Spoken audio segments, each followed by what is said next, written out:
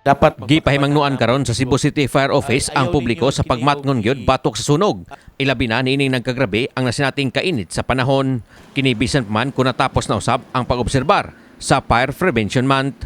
Matod sa tigpamaba sa Cebu City Fire Office nga si SF Otto Wendell Villanueva atol sa Open Line News Media Forum sa MyTV Cebu kaganiha nga alarming na ang sunod-sunod nga mga insidente sa sunog niining buwana. Labing dako nga natala nga danyos mo ang dulan 4 ka bilyon ka pesos sa nasunog nga grand residences sa may barangay Kasambagan, Dakbayan sa Sugbo. Gani duha usab ang nakalas sa mga insidente sa sunog nga mo ang 11 ka buwang batang lalaki sa barangay Dulho Fatima o 43 anyos nga lalaki sa barangay Banilad. Sagad ra bagyod sa mahinungdan sa sunog gibutyag ni Villanueva may kalambigitan sa elektrisidad.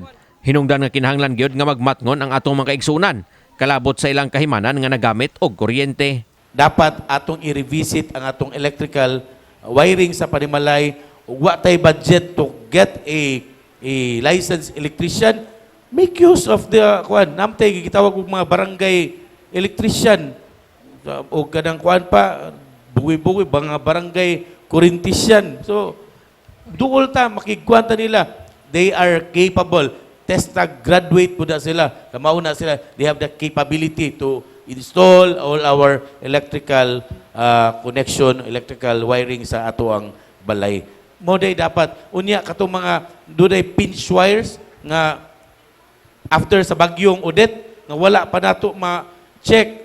May bawaan na nato na nga musilaob na nga naday what's this kanang gisi ato mga wire sa nakuan sa scene sa una niwa na to matalaga bantayan posible na nga mamahimong hinungdan sa sunog.